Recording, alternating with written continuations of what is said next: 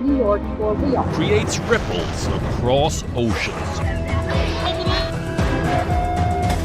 As things appear to be quite tense given that the protesters are just not backing down. The federal government employees have been protesting. So follow the news source where facts run the show.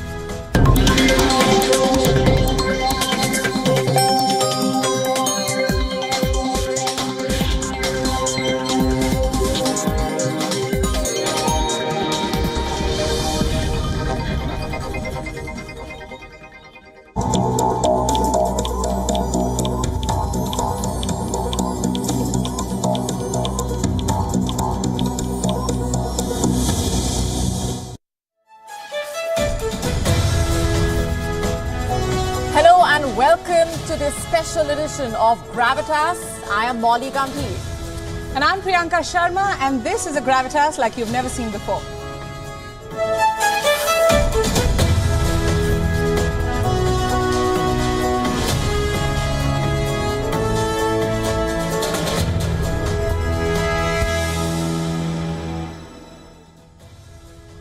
If you saw the headlines yesterday, you would have wondered, is the G20 Summit all talk? Well, today India has proven otherwise. Day one of the G20 Summit proved that India can walk the talk. When we talk of India, we talk of soft power, but today India's Prime Minister proved that India means business. What we saw today was hard diplomacy at work, 100% consensus on the Delhi Declaration. Prime Minister Modi's Bharat played a gracious host who means business. Well, call it India or Bharat, there should be no doubt in your mind after today that India has the influence to get consensus on contentious issues. And it wasn't just a declaration, but also big announcements which have made global headlines. A big rail project hailed as a game-changing investment with enough teeth to counter China's failing Belt and Road Initiative. No wonder the Chinese premier gave the summit a big miss. Well, Prime Minister Modi's personal diplomacy proved to be a masterstroke. His personal rapport and influence took center stage, and that is what we will focus on tonight's Gravitas. And what a day it has been, right? On the ground, where I was through the day today at the G20 Summit Venue's International Media Center, tracking all those updates and gauging the mood on the ground, interacting with media personnel from around the world. The anticipation was palpable as world leaders were welcomed by the Indian Prime Minister for that mega event. And why not? After all, expectations have been running high and there have been multiple challenges. It's been a difficult year for the G20 presidency, with the Russia-Ukraine war causing divisions among the member countries. The day, of course, began with a huge announcement of the inclusion of the African Union as a permanent member of G20. And later in the day, we had a joint declaration. Absolutely. What does it say? What are the key takeaways? What has the messaging been? We tell you all about what's been a big win for India, as we also decode how the country bridged gaps and built consensus, and what this means for its global stature.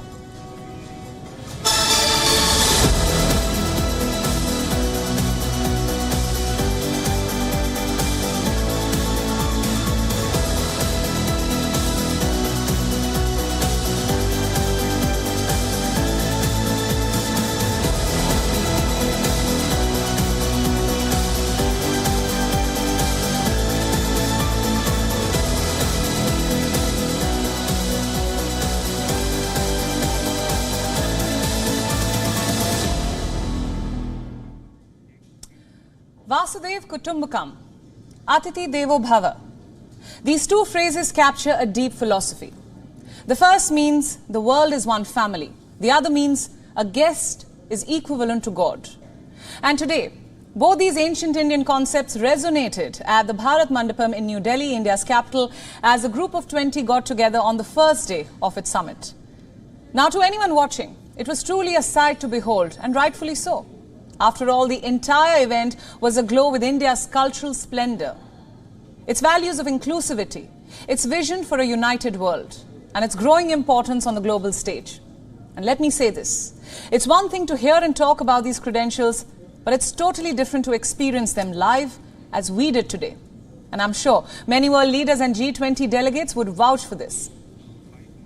Well, absolutely. In fact, just have a look at how the day unfolded. The African Union was admitted as a permanent member of the bloc, a move that will not only enhance the G20's inclusivity, but also align it with the aspirations of the global south, the so-called global south.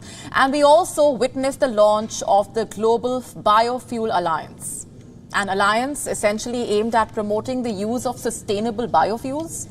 And the Prime Minister also launched the India, Middle East, Europe Economic Corridor, a body aimed at strengthening trade and transport between the three regions. And besides this, there was also a proposal to launch the G20 satellite mission for environment and climate observation, a proposal to make the G20 work on the Green Credit Initiative.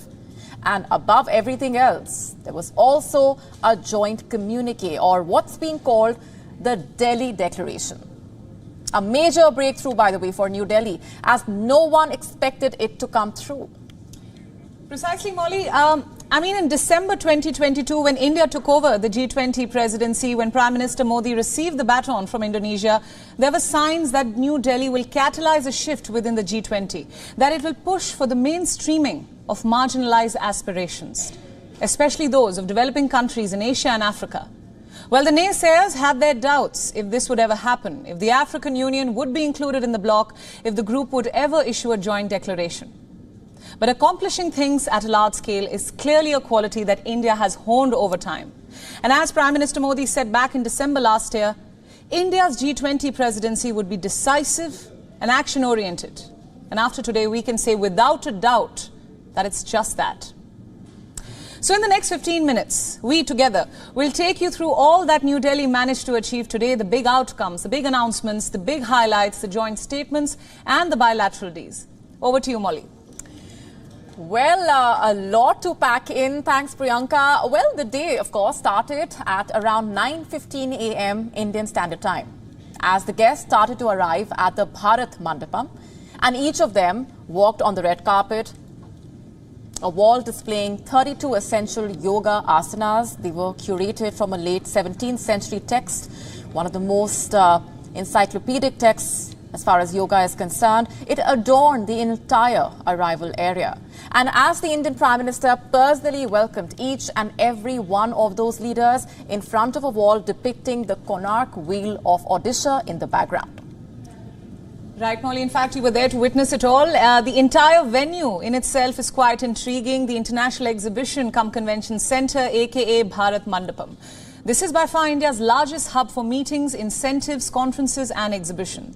It's sort of an architectural marvel spanning a 123-acre area and was developed at a cost of about 2,700 crore rupees. It is equipped with multiple meeting rooms and has a seating capacity of 3,000 individuals.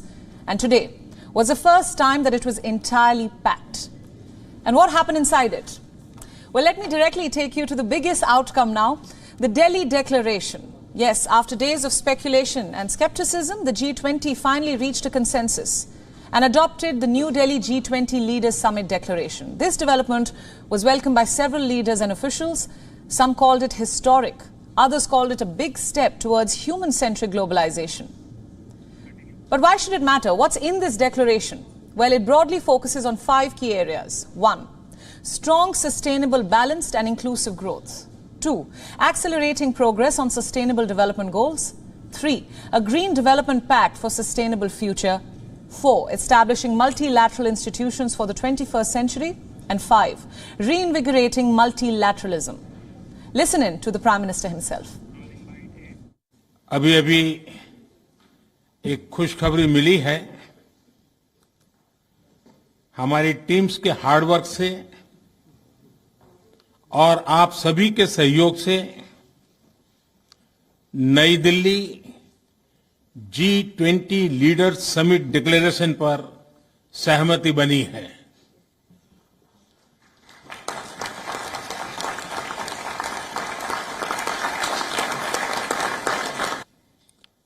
मैं इस declaration को adopt करने की घोषणा करता हूं।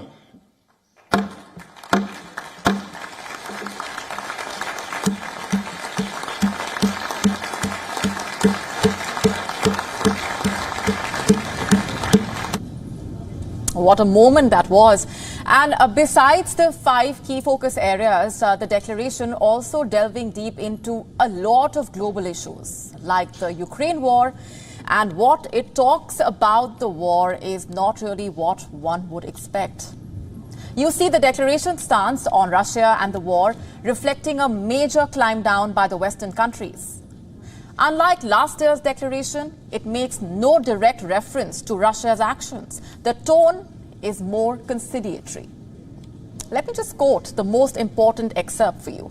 We call on all states to uphold the principles of international law, including territorial integrity and sovereignty, international humanitarian law, and the multilateral system that safeguards peace and stability. The peaceful resolution of conflicts and efforts to address crises, as well as diplomacy and dialogue, are critical. Today's era must not be of war. Absolutely, Moni. This is something the Indian Prime Minister has reiterated multiple times. And if we're speaking of war, how can we not talk about China?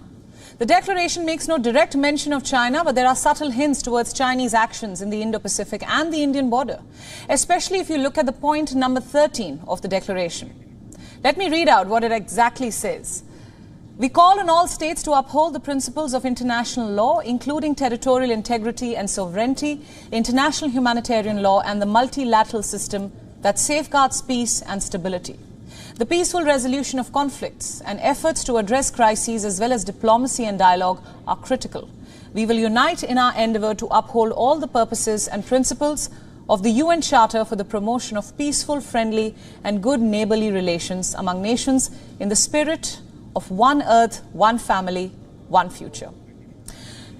Now, for our viewers, I want to stress on some words that stayed with me. Territorial integrity and sovereignty, peaceful resolution of conflicts, and promotion of good neighborly relations. These are all things China simply does not believe in. Clearly, the declaration has indirectly called its actions out. And to discuss this and more, I'm joined by Voice of America correspondent Jessica Stone. Jessica, let's just talk about the key highlights one by one. The big rail project, of course, being a key takeaway announced by Prime Minister Modi and President Biden. Why is this game-changing? If you can just break this down for our viewers. Well, it's not only a rail project, but a ports project as well that would link the Middle East to India through and also link Europe to India through the Middle East. So this is very ambitious. We don't even actually know how much it's going to cost, how it's going to be achieved, when it could possibly be done. But the Memorandum of Understanding was signed today, about 3 or 4 hours ago, and it includes the EU, Saudi Arabia, UAE, India, and the United States. And I'm told that both India and the United States really worked on this very closely together, conceived of it, and it falls into both of their goals, their shared goals of sustainable development. And it certainly falls also into the U.S. goal of normalizing relations between Israel and Saudi Arabia, because both of these countries are part of this deal and will have to work more closely together, despite the fact that they have no diplomatic relations currently. Right, Jessica, there's also a lot of talk of this plan being a healthy alternative to China's BRI. What do you have to say on that? Certainly is an alternative. We don't exactly know how it's going to stack up to the BRI projects in terms of scale, but this does fall completely within the agenda for the United States government to give other countries alternatives to the type of finance arrangements that Beijing offers. We know that Sri Lanka is one of the worst examples of what can happen when you can't pay Beijing back. They're using 70% of their revenues to pay just the interest on the debt. They've had to declare bankruptcy after taking a BRI loan for a port deal. So there's certainly a cautionary tale there, and the U.S. government really does want to provide more alternatives in this arena because it understands that this is part of being an advocate for the so-called global South. These low-income countries need more options. Indeed, Jessica, just digging deeper into the key takeaways from that declaration, also a couple of economic takeaways that have been a lot more crucial as compared to the other ones, also being in sync with India's vision for the summit. And to start with, the G20 nations said that they will be pursuing reforms for better, bigger and more effective multilateral development banks, or MDBs, that this includes the World Bank and the International Monetary Fund. And second, the bloc has backed the regulation, supervision and oversight of crypto assets, activities as well as markets. And this is a major boost to the global efforts to curb money laundering and terror financing. And third, the group said that it will be striving to improve access to digital services and digital public infrastructure for quote-unquote sustainable and inclusive growth. And this, of course, is closely linked to the G20's endorsement of the Financial Inclusion Action Plan. And number 4, the Delhi Declaration talks comprehensively about climate action, warning that climate investment must, quote-unquote, rapidly and substantially scale up. And these are all impressive proposals, and they're also complemented by some specific announcements aimed at ensuring that these proposals see the light of the day, most of them being in infrastructure. Yes, indeed. Now, like we mentioned, the G20 summit also saw the launch of the India, Middle East, Europe Economic Corridor. The project includes India, the UAE, Saudi Arabia, the European Union, France, Italy, Germany and the United States. But what exactly is this project? It technically concerns shipping and railway links. Think of it like a modern-day spice route, which will counter China's Belt and Road Initiative. And let me break it down further for you. To start with, it includes a rail and shipping corridor as part of the Partnership for Global Infrastructure Investment.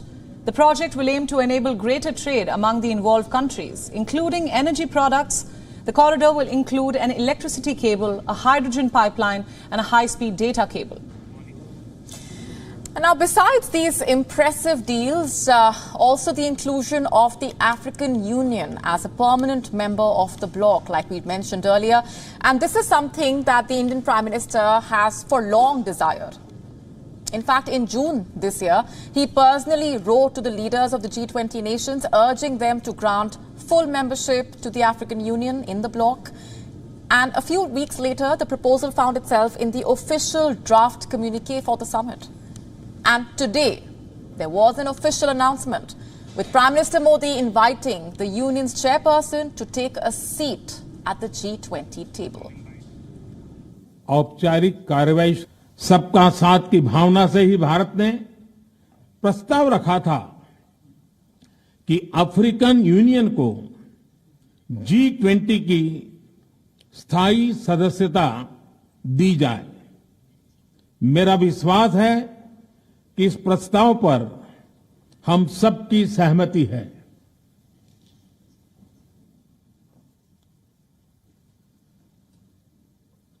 आप सबकी सहमति से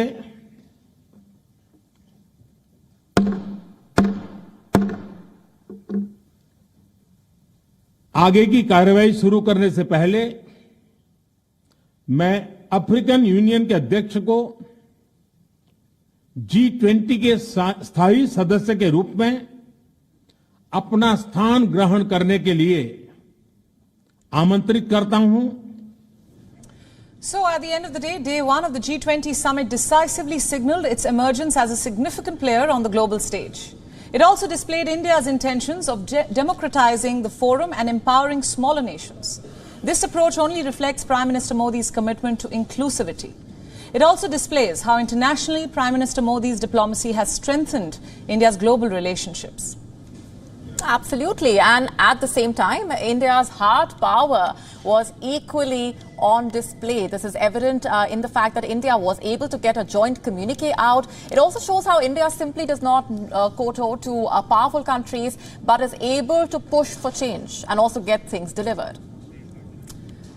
Right, Molly, and away from the headlines, the big deals, the press briefings, what we saw today was Prime Minister Modi's diplomacy at work. It shone through in the hugs that we witnessed, the way he interacted with leaders. It's very rare for a leader to enjoy such camaraderie. And you know what was interesting was inside the International Media Center, where we were gathering as a part of the media contingents from around the world, witnessing those leaders meeting, shaking hands, whether or not there will be an embrace, and just dissecting each and every minute. Also closely monitoring the body language, because the chemistry between the several leaders has been very, very interesting to watch out for as well. Absolutely. Let's also talk about the G20 dinner menu. There's so much talk about it on social media. What's on the menu? We know it was a purely vegetarian menu, but interestingly, fox nuts, makhanas, something which is a staple in Indian households, made it to the menu. In fact, Taste Connects Bharat, that's been the theme and the message. Quite an interesting one. In fact, from tadka dal on the lunch menu, chaat on the menu for the spouses, for the world leaders' spouses as well, sabz korma, kaju matar makhana on the menu for the delegates as far as the G20 Summit is concerned. Just have a look at that expansive menu, and that in itself tells you, apart from the fact that it looks delicious, it also tells you about the message that India is trying to send out to the world when it comes to its position on the global map as well. And you know, when we talk about the messaging going out, it's not just India promoting its own culture. We know that the UN declared 2023 to be the year of the International Year of the Millets. Yes. And millets also made it to the menu, which again promotes the idea of inclusivity. That is something that Prime Minister Modi is very passionate about. And speaking of inclusivity, just the very moment when the African Union was formally made a part of the G20, quite a sight to watch from where we were at the summit venue.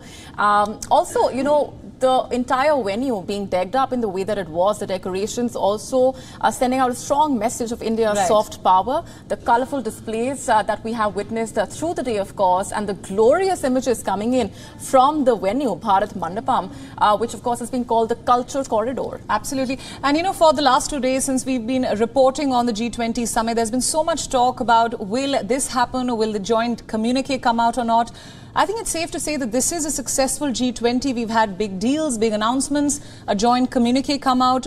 Whatever India set out to do, it has successfully done. A big win for India, and also when it comes to its global stature, you know, because after all, it's been a very difficult year for the Indian G20 presidency, coming at a time like it did with the Russia-Ukraine war, creating those divisions among the member countries, and which of course raised question marks over whether or not there will be a joint communique. So, you know, the very fact that there has been a joint statement, a joint communique coming in, just tells you about the way India has made those concerted efforts to bridge those gaps, to iron out those differences, and the push for inclusivity. That's, of course, been the larger message, and emerging as the voice of the Global South as well. The voice of the Global South, definitely. And, you know, I spoke to a diplomat earlier in the day, and he mentioned something, that the trick about Indian diplomacy is that they are capable of pulling out a rabbit out of a hat.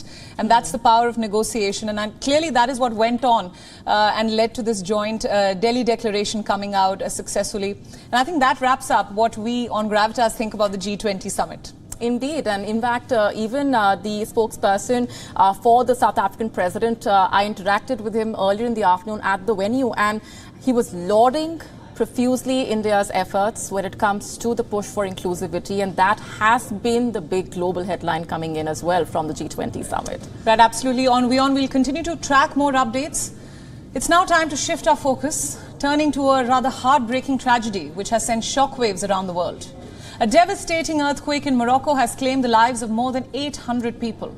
Hundreds more are injured. The earthquake has left a trail of destruction in its wake, marking one of the deadliest tremors in more than 6 decades. Take a look. The magnitude 6.8 earthquake struck Morocco's high Atlas Mountains. It happened late on Friday night, catching residents completely off guard. In the city of Marrakesh, the ancient city's old town was particularly affected. Visuals showed collapsed buildings and rubble lying strewn along. Residents spent a sleepless night outdoors, gripped by fear and uncertainty. The building in the old city, a UNESCO World Heritage Site, bore the brunt of the disaster, suffering extensive damage. Just have a look at those visuals on your screen, giving you a sense of the destruction. The iconic Qutubiyya Mosque in Marrakesh. The structure of the mosque was badly damaged due to that jolt. Its 226-foot minaret is known as the roof of Marrakesh. The extent of the damage is not immediately clear as of now, but videos that have been shared online showing the building of the mosque shaking. And in another heart-wrenching scene, the mosque minaret had fallen in the Gemma Al-Fna square. Tremors were felt in the capital as well. And videos that were shared on social media showing the damage to multiple buildings, showing people screaming as they fled buildings. It is the strongest earthquake recorded in the region, and in the aftermath, rescue workers worked tirelessly to unearth survivors buried beneath the rubble. And as the ground shook, the world above came to a standstill. There was traffic on the streets. People flooded the streets in search of safety, and tourists also scrambling to escape the sites of destruction.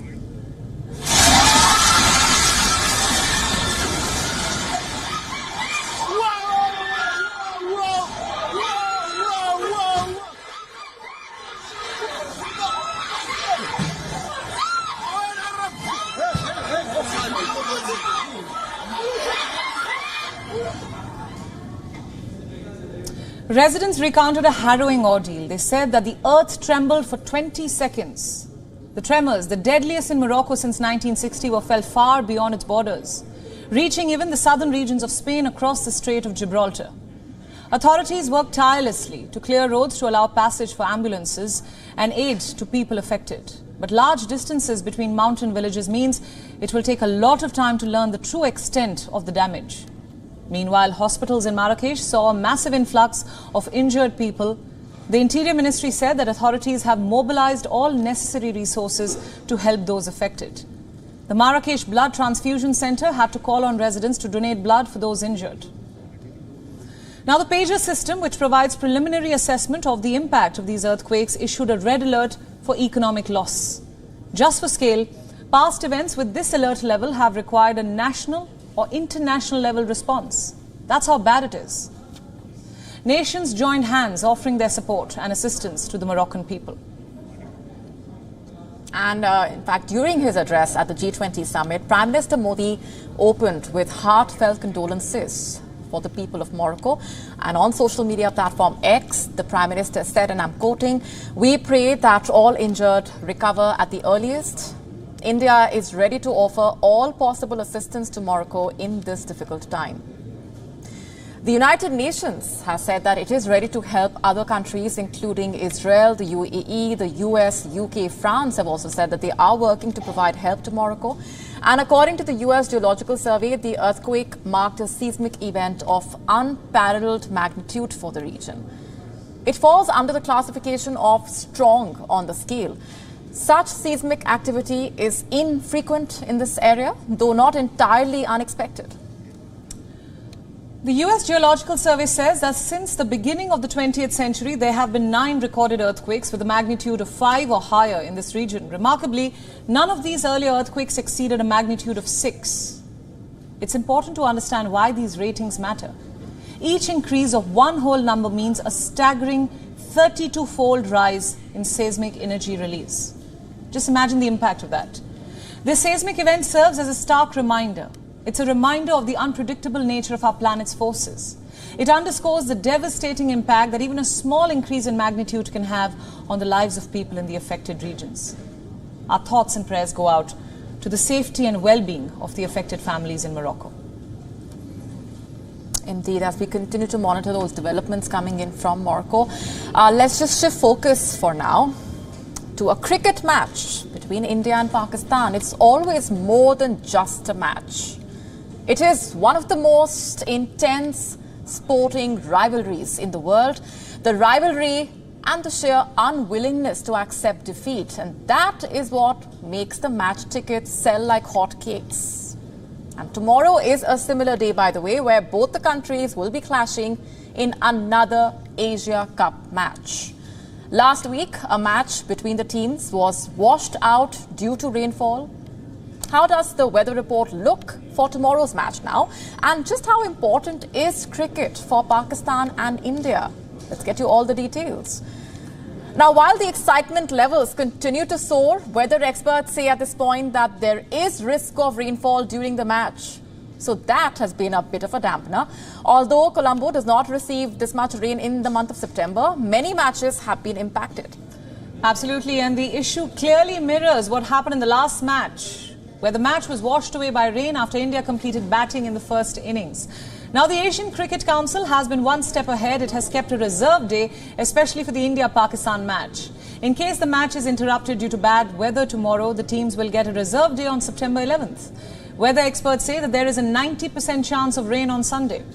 Now, we assure you that the R. Prem Dasa Stadium will be jam-packed. The match tickets were sold like hotcakes. No surprises there. The ticket prices went off the roof as people fought just to get one. Some tickets were being sold for more than $60,000. Imagine that. Imagine a $60,000 cricket match ticket. Now, fans heavily criticized ticket selling platforms for the absurd prices. Indeed. Let's just now give you a picture of how the two teams have performed in the ODI format. Now, reports saying the two giants have played a total of 133 one-day international matches.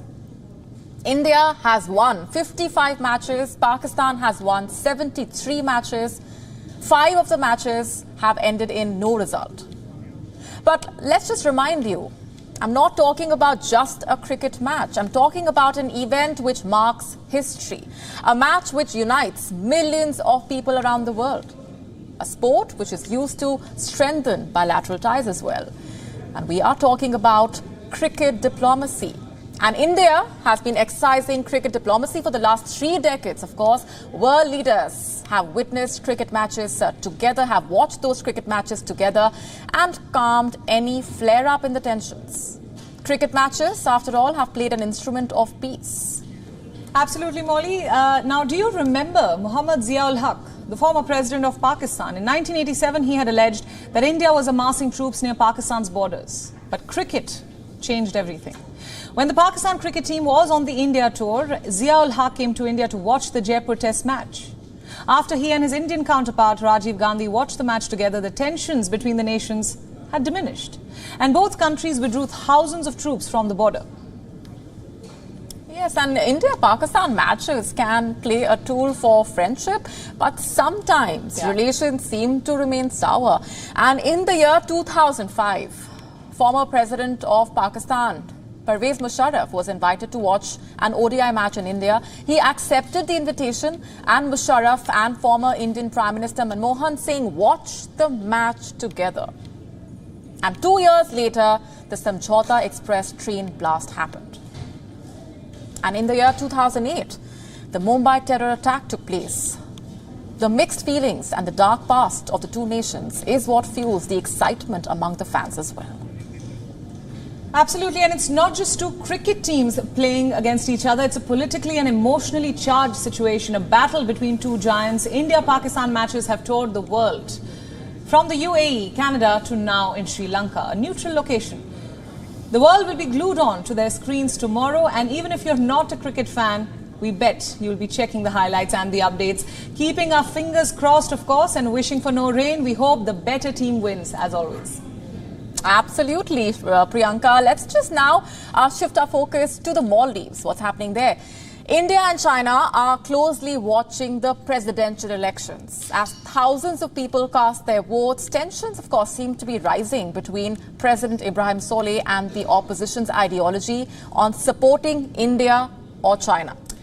Yes, let's break it down. You see, Solih's party, which has championed its India First policies, battling the former President Yamin's party, which upholds its India Out campaign. So which one of these polarized ideologies will win the elections, and how will the result affect India? Our next report breaks it down.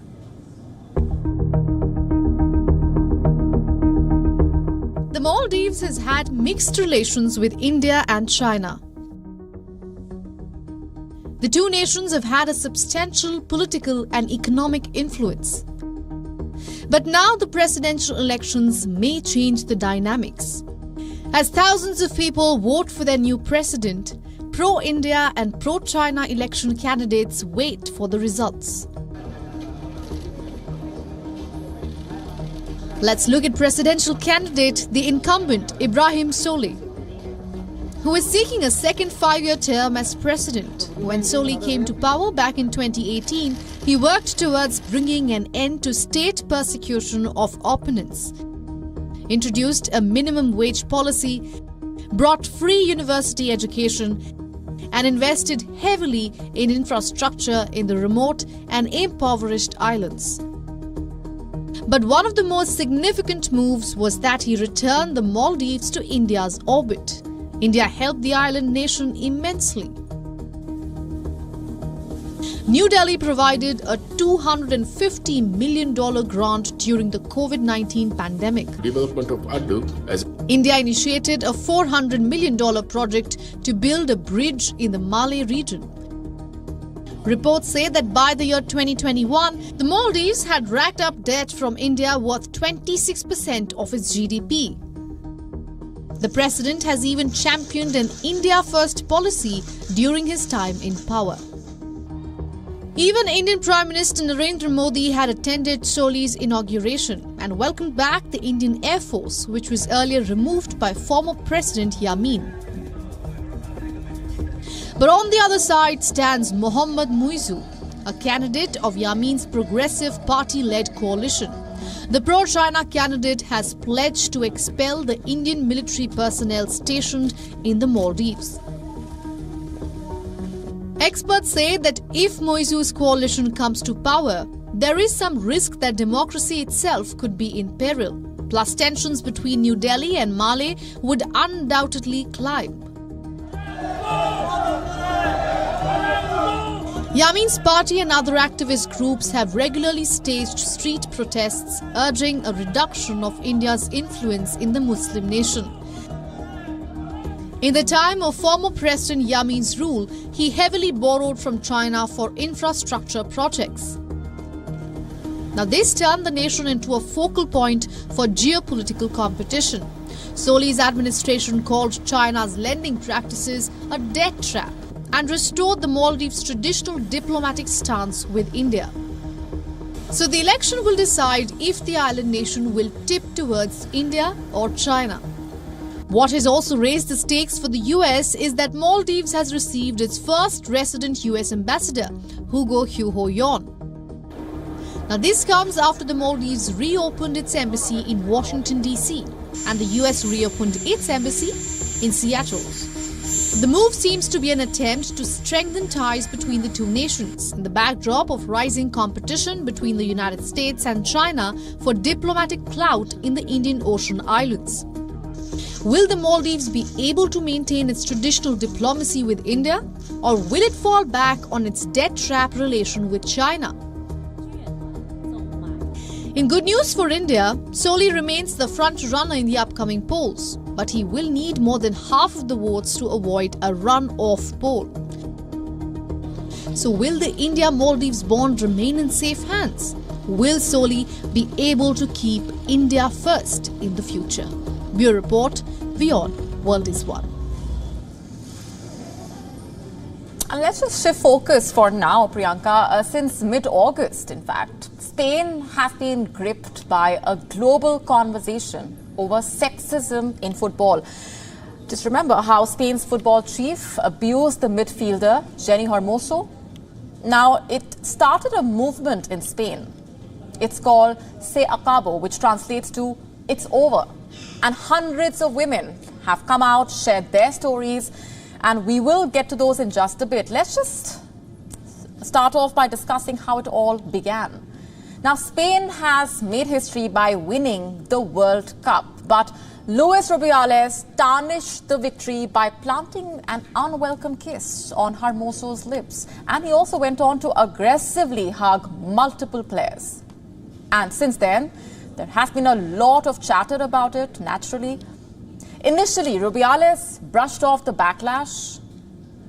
In fact, he dismissed critics as, I'm quoting, idiots and stupid people.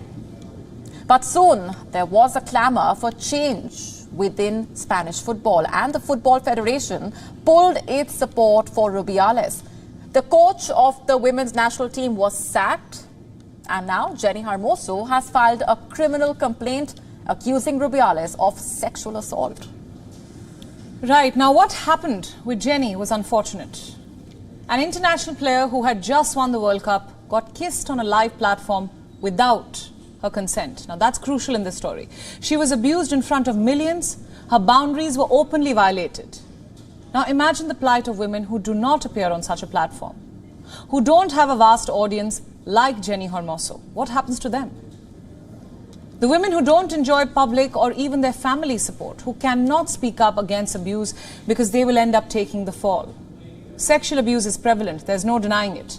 And if you think it doesn't exist, you simply don't know enough. Ask any woman around you if she has ever been abused, harassed, or at least catcalled. The answer will vary between yes and multiple times. It will never be a no. When Hermoso's video went viral, a lot of Spanish women could see themselves in her place. They could identify with her, relate to her. And according to a Guardian report, in fact, it led a professor at Imperial College London to wonder if there was more that needed to be said. Her name is Helena Legodo Quigley. She worked with members of women in Global Health Spain and put out a call on social media. Legodo Quigley invited women to share their experiences. And in just 5 days, more than 200 stories have poured in. The stories ranging from lewd comments to inappropriate touching and sexual assault. But you know what the most harrowing part was? Most of the women began their stories by saying that they will share only 2 or 3 stories from many. Just let that sink in. These women had faced sexual abuse not once, not twice, but multiple times. Most had never reported the incidents, and the reasons for this ranging from fear to also not knowing how to do so. And some, in fact, did mention it to colleagues or their superiors, only to have the incidents dismissed, to be victim blamed. Some were told the abuse was part of what women are expected to put up with at workplaces. Can you believe that? And while the incidents at times happened in the blink of an eye, the impact, the effect, of course, lasting a lifetime. For some women, it ruined their careers. Others spoke of psychological harm as well. You see, many women couldn't speak up because they were scared to lose their jobs. The report says the jobs are precarious and there is a marked power imbalance at workplaces in Spain. These kind of behaviors are prevalent everywhere. For those unversed, this refers to subtle acts of violence that take place in daily life. They are unperceived for the most part, but strengthen gender inequality at a subconscious level. This was clearly on display when Rubiales brushed off the criticism. First, he said that people misunderstood his rapport with Jenny Hermoso, that what he did was mutual and a natural gesture of affection. All this when Hermoso had clearly said on a live stream that she did not like it. Hermoso clearly faced some pressure from the Federation and had to change her statement, her stand in the press. But when this did not work out, Rubiales went on to play the victim of what he called false feminism and a witch hunt. Now, in a passionate speech, he announced not once but 5 times that he will not resign. And guess what? Instead of a rebuke, he received widespread applause from the audience. FIFA is probing the matter. Rubiales still has not been fired. And this is when the footage of the unsolicited kiss is all over social media. When everyone has witnessed the abuse, imagine what happens to women who have no witness or social standing. In fact, absolutely, and we will continue to monitor those reactions coming in. But let's just move on for now. One of the internet's most famous couples is breaking up. You may have seen the headlines already by now. Joe Jonas and Sophie Turner are calling it quits. But that is not what this story is actually about. This story is about the subtle yet ugly game that Joe Jonas's PR team seems to be playing here. It's one thing to split with your spouse, you see, but it's an entirely different thing to plant seeds in the media, accusing your partner of being a quote-unquote bad mom. That is the term which is being hurled at Sophie Turner. Ever since the actress garnered fame as a result of her role in the HBO series Game of Thrones, she has been called a lot of names. She has been called fat, poked fun off over her appearance as well. Bad mom, that's the term, the latest addition to that long list. So what did this so-called bad mom actually do? She made the mistake of being young, famous and in a high-profile marriage that appears to be crumbling. Some reports are blaming the split on the couple's very different lifestyles. Apparently, Sophie Turner likes to party. Joe Jonas likes to stay at home like the responsible dad he is. Another report described Jonas as being in dad mode. He was seen taking his 2 young daughters out to breakfast in LA. A woman in a ponytail accompanied them. She was described as a friend helping to take care of the girls. But here's the most sensational hearsay out of all of them. One tabloid has quoted multiple sources for this one. It says that Jonas's Ring camera captured Sophie saying or doing something that made him realize the marriage was over. Now, what popped into your head when I said that? What does saying or doing mean here? What did Sophie Turner actually do? Was she cheating on Joe Jonas? Did she eat the last slice of pizza that she promised to save for him? The clever phrase saying or doing can be interpreted in any which way you like, and it is efficiently putting Sophie Turner in a bad light without Joe Jonas having to say anything. That's right. In fact, the Jonas-Turner split is far from the first messy celebrity divorce to hit headlines, and it will not be the last. But you see, the most problematic part here is the specific message that is being put out, that the marriage did not end because of differences between the two, but because Turner somehow fell short as a mother. Have a look at this headline. It says Sophie Turner felt trapped in her marriage to Joe Jonas and wants to relive her youth. It's quoting close friends. I'm guessing the friends here are Joe Jonas's crisis PR team members. And here's another one. Let me just read it out for you. Joe Jonas and Sophie Turner reportedly agreed to keep kids with him because of her work schedule. This was in the US. The narrative is Turner is not fulfilling responsibilities of a mother, that she is leaving her 2 small children behind with her doting husband. Why? To focus on her career and partying in working class cities. Now, meanwhile, Joe Jonas is touring with his band and single-handedly taking care of their daughters, taking them out for food, giving them well-angled high fives so that the paps can get their shots. Sorry, Joe, looking after your kids doesn't make you a hero. It just makes you a parent. So tonight we ask, is looking after kids solely a mother's job? I thought we were past this debate, but clearly we are not. Having kids, becoming a parent, comes with great responsibility. But does it mean you give up on your career? Give up taking alcohol or partying, for instance? Joe Jonas never did. Why are people expecting Sophie Turner to do the same? Fatherhood is just one of Joe Jonas's many roles. But for Turner and for all of us, motherhood is expected to be the only role. Please stop this misogyny already. And what is absolutely unfortunate here, Priyanka, is that this is not an isolated case. We've seen similar reactions, headlines, opinions being shared, unsolicited advice being put out there when we see such divorce stories, stories of separation coming out. Absolutely. And to what end? And I think it's not just among celebrity marriages or divorces in this case. Women in general, I mean, there's so much speculation about what they should do. There's so much pressure. If she is a mother, should she be at work? If she is at work, why is she at work? Why is she not with her kids? If she chooses to stay at home and take care of her kids, she's not focusing on her career. If she comes back from maternity leave, she's expected to bounce back, snap back, as they say. And I think these are the issues that will stay with us until something is done about them. Absolutely. And high time that something does change on that front. But that's all we have time for in this special edition of Gravitas tonight. But we have a special treat in store for you. We're getting you these glorious images coming in from the G20 Summit venue, Bharat Mandapam. Those images, in fact, have been doing the rounds on social media as well. A matter of pride for India as far as the G20 Summit and India's positioning on the global map is concerned as well. Absolutely. And this marks the end of Gravitas for tonight. Thanks for watching with Molly Gambhir and me, Priyanka Sharma. I think there should be no doubt in anyone's mind that India truly is the voice of the global south. Thanks for watching.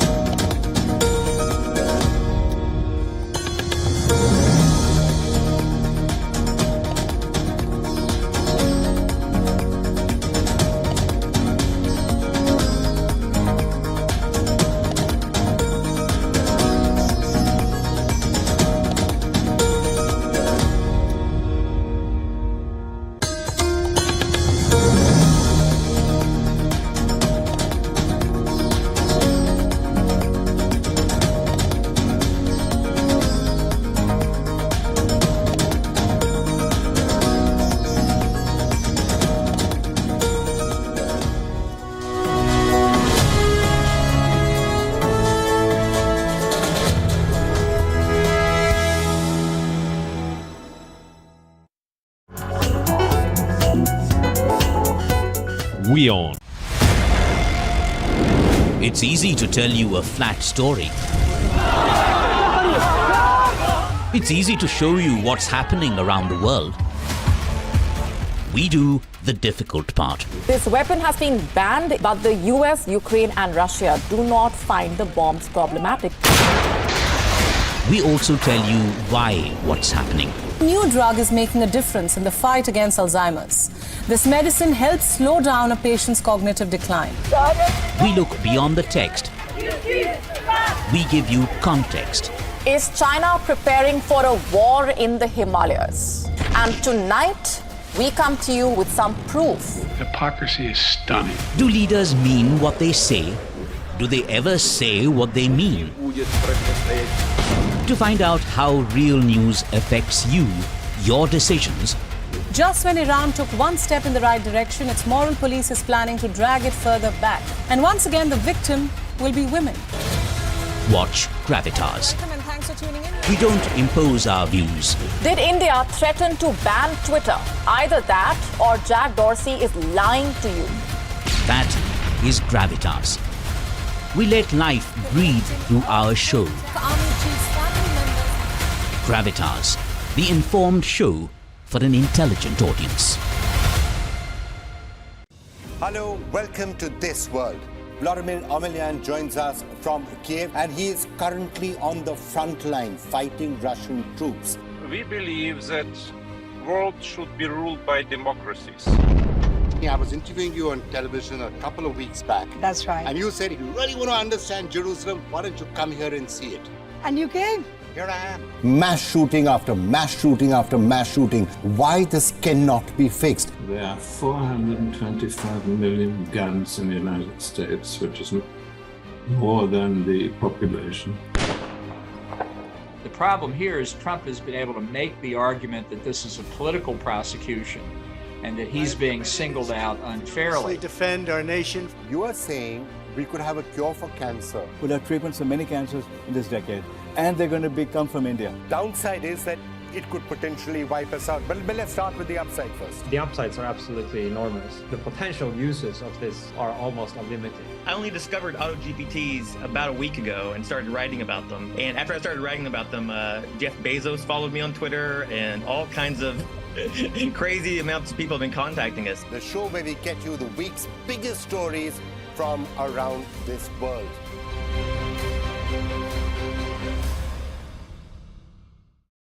What is the India story? It's the story of the world's biggest democracy. We are developing the road infrastructure. In the end of 24, it will be equivalent to the road infrastructure of USA.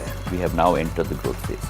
And I believe that the growth rate in India is going to be exponential. Two narratives of Indian story which need to be brought center stage.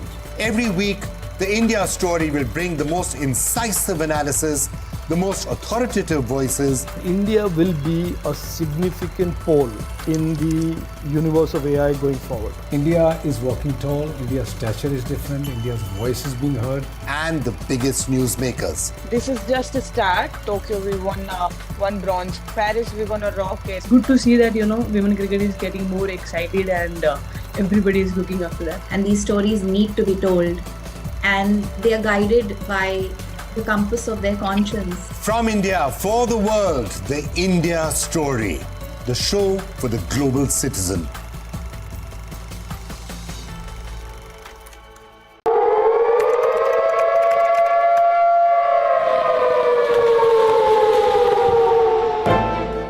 You don't know how to fix the holes in our ozone layer. You don't know how to bring the salmon back up a dead stream. You don't know how to bring back an animal now extinct. And you can't bring back the forest that once grew where there is now a desert. You have ignored us in the past and you will ignore us again.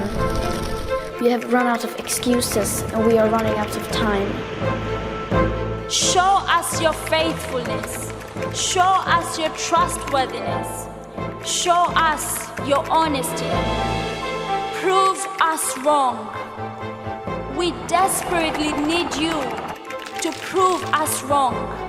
God help us all if you fail to prove us wrong. God help us.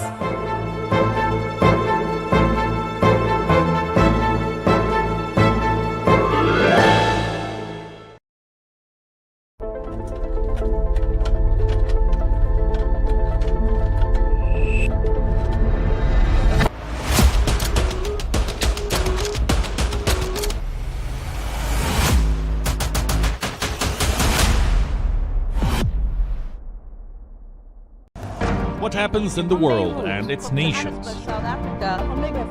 In Samarkand, Uzbekistan. Reporting from New York for WION. Creates ripples across oceans.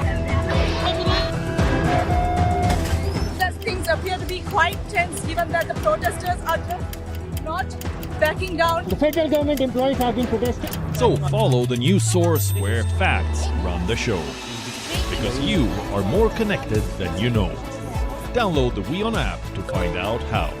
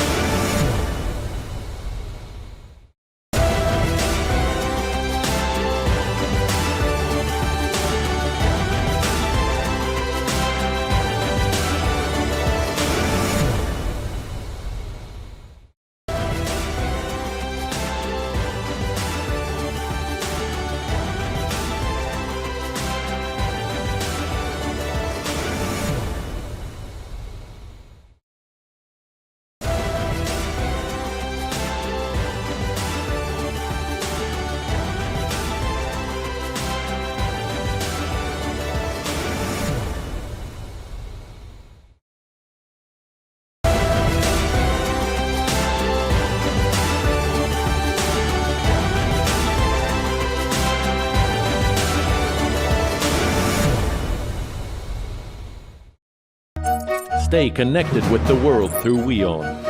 Like the page on Facebook. Follow us on Twitter for new alerts. Instagram for videos and images. And the website for the latest news, views, and analysis. WIONews.com. World is one.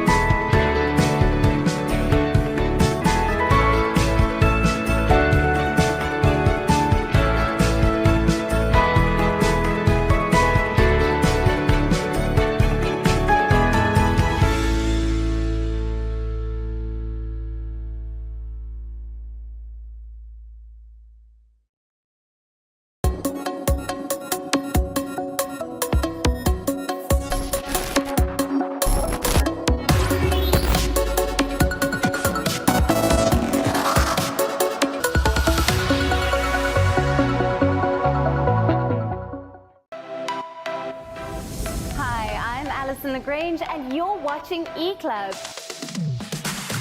Here are the nominees for Achievement in Music. People are totally wrong to keep telling me that, oh, you're a multitasker. I'm not. Awards and fashion shows are in full swing. Seeing a young, black man, directing a feature film, I saw myself in him. Engage with us. Let us know what you'd like to see on the show and celebrities that you'd like us to feature.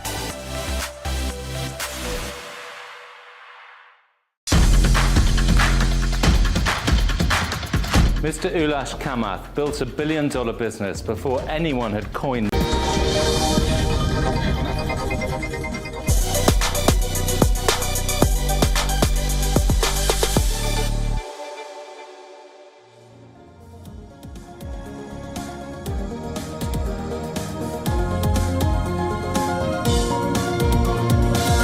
Hello and welcome. You're watching WION World is One. My name is Mohammed Saleh, and let's start this broadcast by taking a quick look as to what is making headlines at this hour.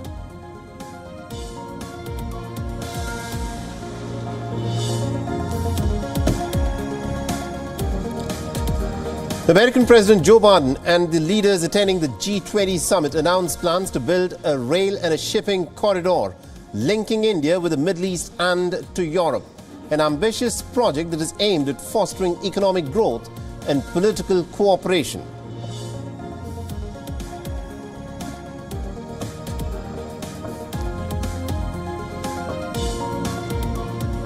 नई Delhi G20 leader summit declaration पर सहमति बनी है।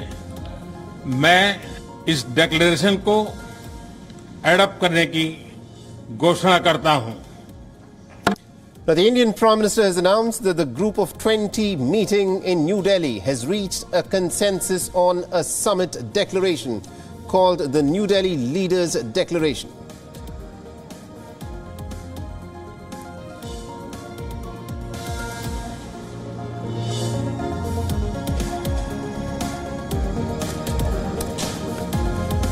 And Kiev has criticized the G20 leaders' statement on the Russian invasion, which denounced the use of force for territorial gain, but has refrained from direct criticism of Russia.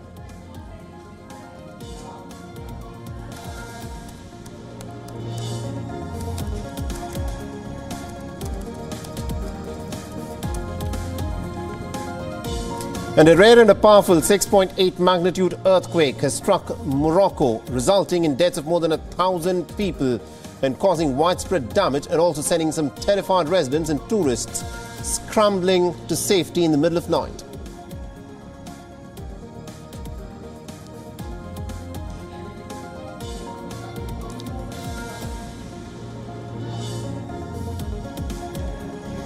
And China claims that its troops are on constant high alert after 2 ships belonging to the United States and Canada transited through the Taiwan Straits.